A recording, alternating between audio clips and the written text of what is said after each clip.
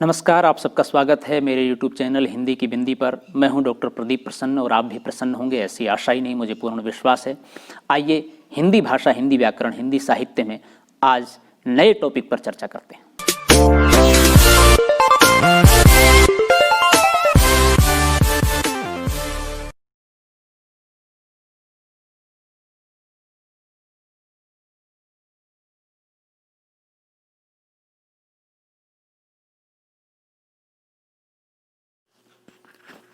विद्यार्थियों नमस्कार। आज की वीडियो हम बना रहे हैं हिंदी नाटक। ये 6-7 वीडियो हम बनाएंगे जिसमें हिंदी नाटक को सिलसिलेवार से आपको अच्छे से समझाने का प्रयास करेंगे। इसके अलावा हमने हिंदी नाटक को लेकर के संक्षिप्त वीडियो और नाटक के प्रकार को लेकर के एक छोटी वीडियो बनाई है, आप उसका भी अवलोकन कर सकते हैं।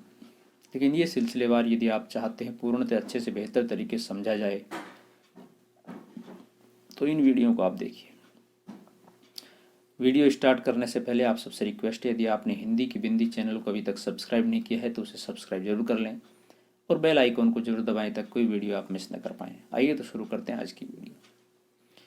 हिंदी नाटक भाग 1। प्राचीन हिंदी नाटक। हिंदी साहित्य में नाटक का विकास आधुनिक युग में ही हुआ है। इससे पूर्व हिंदी के जो नाटक मिलते हैं वे या तो नाटकीय काव्य हैं अथवा संस्कृत के अनुवाद मात्र या नाम के ही नाटक हैं, क्योंकि उनमें नाट्य कला के तत्व का सर्वथा अभाव है। जैसे नेवाज का शकुंतला, कविदेव का देवमाया प्रपंच, हृदयराम का हनुमान नाटक, राजा जसवंत सिंह का प्रबोध चंद्र चंद्रोदय नाटक आदि। रीवा नरेश विश्वनाथ सिंह का आनंद रघुनंदन नाटक हिंदी का प्रथम मौलिक नाटक माना जाता है, जो लगभग 1700 ईस्वी में लिखा गया था। किंतु एक तो उसमें ब्रज भाषा का प्रयोग हुआ है, दूसरे वह रामलीला की पद्धति पर है, अतः वह भी आधुनिक नाट्य कला से सर्वथा दूर है। हिंदी साहित्य के आदि और मध्य युग में गद्य अत्यंत अविकसित स्थिति में था और अभिनयशालाओं का सर्वथा अभाव था। अस्तु हिंदी साहित्य के आदि और मध्य युग में नाट्य कला का विकास न हो सका, जबकि हिंदी लेखकों के सम्मुख संस्कृत की नाट्यकला अत्यंत विकसित और उन्नत अवस्था में विद्यमान थी। आधुनिक युग में हिंदी नाटक का संपर्क अंग्रेजी से स्थापित हुआ। अंग्रेज लोग नाट्यकला और मनोरंजन में अत्यधिक रुचि रखते थे और साहित्य में नाटकों की रचना भी प्रभुत मात्रा में हो चुकी थी। इसके साथ ही इस युग में हिंदी गद्य भी स्थिर हो गया और उसमें अभिव्यंजना शक्ति का भी विकास हो गया। इसलिए हिंदी नाट्य कला को पनपने का समुचित अवसर इस युग में आकर प्राप्त हुआ। आधुनिक हिंदी नाटक। आधुनिक काल की अन्य गद्य विधाओं के ही समान हिंदी नाटक का भी आरंभ पश्चिम के संपर्क का फल माना जाता है। भारत के कई भागों में अंग्रेजों ने अपने मनोरंजन के लिए नाट्यशालाओं का निर्माण किया, जिनमें शेक्सपियर तथा अन्य अंग्रेजी नाटककारों के नाटकों का अभिनय होता था। उधर सर विलियम जोन्स ने फोर्ट विलियम कॉलेज में संस्कृत के अभिज्ञान शाकुंतलम के हिंदी अनुवाद के अभिनय की भी प्रेरणा दी। इस बीच अभिज्ञान शाकुंतलम के कई हिंदी अनुवाद हुए, जिनमें राजा लक्ष्मण सिंह का अनुवाद आज भी महत्वपूर्ण माना जाता है। सन 1859 में भारतेंदु हरिश्चंद्र के पिता बाबू गोपाल चंद्र ने नहुष नाटक लिखा और उसको रंगमंच पर प्रस्तुत किया।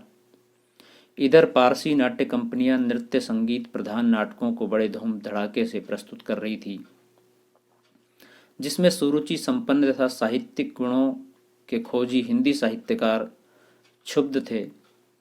इस सब से प्रेरित होकर भारतेंदु बाबू ने जनता की रुचि का परिष्कार करने के लिए स्वयं अनेक नाटक लिखे और अन्य लेखकों को नाट्य साहित्य की रचना के लिए प्रोत्साहित किया।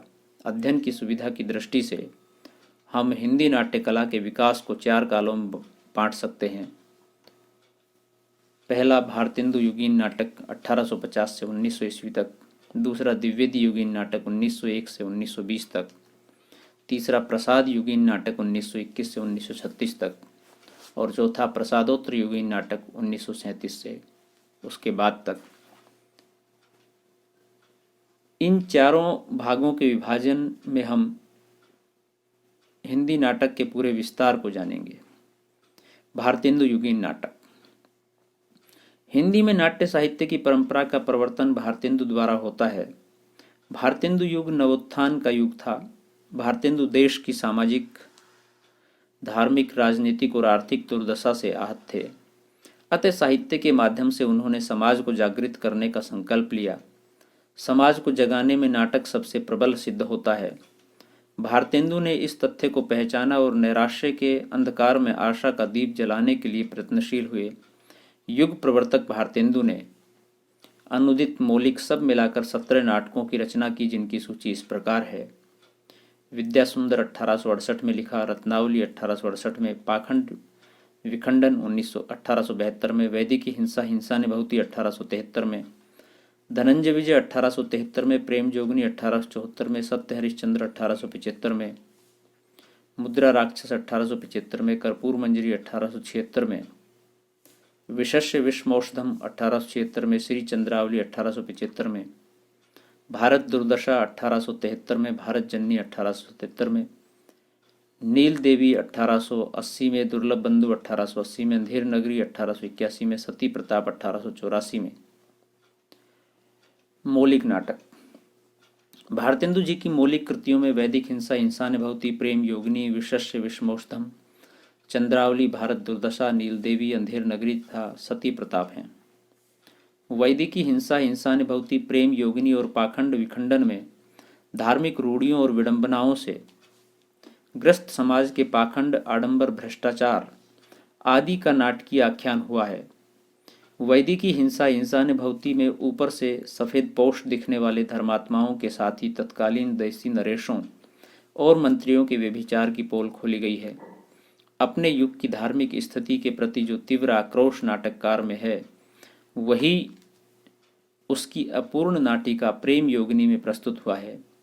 पाखंड विखंडन में हिंदुओं के संत महंतों की हीन दशा का चित्रण हुआ है। इस प्रकार धार्मिक पाखंडों का खंडन करना ही इन नाटकों का मूल स्वर रहा है। भारतेंदु युग में अंग्रेजों ने बहुत से राजाओं से उनका शासन छीनकर उनका राज्य अपने अधीन कर लिया था। अंग्रेजों की इस नीति की प्रशंसा पर गुलामी के भय के द्वंद्व की परिकल्पना विशस्य विषमौषधम प्रहसन में साकार हो उठी है। देशोद्धार की भावना का संघर्ष भारतेंदु जी के भारत जननी और भारत दुर्दशा में घोर निराशा के भाव के साथ प्रस्तुत होता है। भारत दुर्दशा में भारत के प्राचीन उत्कर्ष और वर्तमान अधःपतन का वर्णन निम्नलिखित पंक्तियों में हुआ मिलता है। रोवऊ सब मिली आवई भारत भाई, हाहा भारत दुर्दशा न देखी जाई। भारतेंदु ने राजनीतिक संघर्ष की पृष्ठभूमि पर नौकरशाही की अच्छी आलोचना करते हुए अंधेर नगरी प्रहसन लिखा है। अंधेर नगरी के चौपट राजा को फांसी दिलाकर नाटककार कामना करता है कि कभी इस अयोग्य राजा की तरह नौकरशाही भी समाप्त होगी और देश के कुशासन की समाप्ति होगी। अंग्रेजों के शासन से देश मुक्ति की कामना ही नील देवी नाटक में ऐतिहासिक पृष्ठभूमि पर उभरती है। साथ ही तत्कालीन समाज में तीव्रता से उठ रहे नारी स्वातंत्र्य के पक्ष विपक्ष के द्वंद्व को भी प्रस्तुत किया है। चंद्रावली और सती प्रताप प्रेम की कोमल अभिव्यंजना से अभिभूत नाटक हैं। चंद्रावली में ईश्वरोन्मुख प्रेम का वर्णन है। सती प्रताप में भी पति प्रेम का अनुकरणीय उज्ज्वल आदर्श है। इस प्रकार भारतेंदु के नाटकों में भी प्रेम धारा तथा श्रृंगारिक मोहकता का वातावरण बन रहा है। अनुदित और रूपांतरित नाटक। भारतेंदु ने अंग्रेजी, बंगला तथा संस्कृत के नाटकों के हिंदी अनुवाद भी किए, जिनमें रत्नावली नाटिका, पाखंड विखंडन, प्रबोध चंद्रोदय, धनंजय विजय, कर्पूर मंजरी, मुद्रा राक्षस तथा दुर्लभ बंधु आदि हैं। अंग्रेजी से किए गए अनुवादों में भारतेंदु की एक विशेषता यह भी है कि उन्होंने उसमें भारतीय वातावरण एवं पात्रों का समावेश किया है। सभी नाटकों में मानव हृदय के भावों की अभिव्यक्ति के लिए गीतों की योजना की है। इन नाटकों का अनुवाद केवल हिंदी का भंडार करने की दृष्टि से नहीं किया गया, बल्कि हिंदी नाटकों के तत्वों में अपेक्षित परिवर्तन के लिए दिशा निर्देश करने के उद्देश्य से किया गया। रूपांतरित नाटकों में विद्या सुंदर और सत्य हरिश्चंद्र नाटक आते हैं। विद्या सुंदर में प्रेम विवाह का समर्थन करते हुए भारतेंदु माँ बाप के आशीर्वाद को अनिवार्य मानते हैं। सत्य हरिश्चंद्र में सामाजिक विकृतियों से ऊपर उठकर सत्य के आदर्शों से अनुप्राणित होने का आह्वान किया है।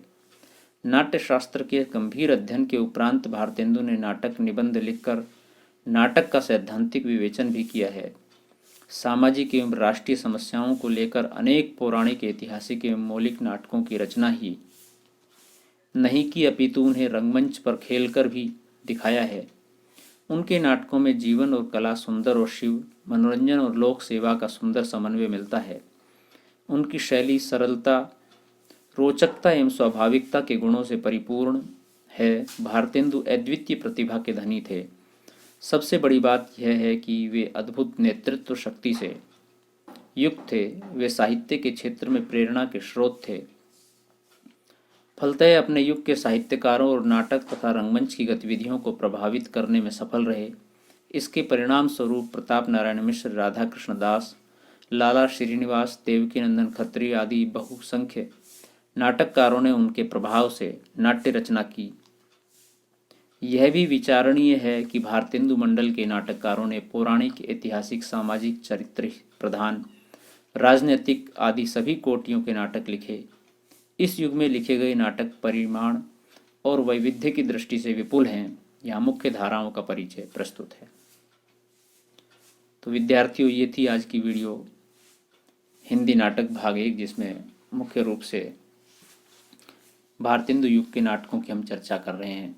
इसमें भारतेंदु के प्रमुख नाटक बताए। अब भारतेंदु युग के अन्य नाटकों की हम चर्चा करेंगे और उसकी मुख्य धाराओं की चर्चा करेंगे नेक्स्ट वीडियो में, हिंदी नाटक भाग 2 में। वीडियो आपने पूरी देखी, इसके लिए आपका बहुत बहुत धन्यवाद। यदि वीडियो आपको अच्छी लगी हो तो इसे लाइक करें, कमेंट्स करके हमें ज़रूर बताएं वीडियो कैसी लगी हो, अपनी प्रतिक्रिया ज़रूर दें। और यदि फिर भी आपकी कुछ समझ में न आया हो, आपके मन में कोई सवाल हो वीडियो को लेकर के या हिंदी साहित्य को लेकर के या नाटकों को लेकर के, तो कमेंट्स के माध्यम से बताएं, हम उसका जवाब देंगे। और अपने मित्रों के साथ इस वीडियो को साझा जरूर करें ताकि वो भी लाभान्वित हो सकें।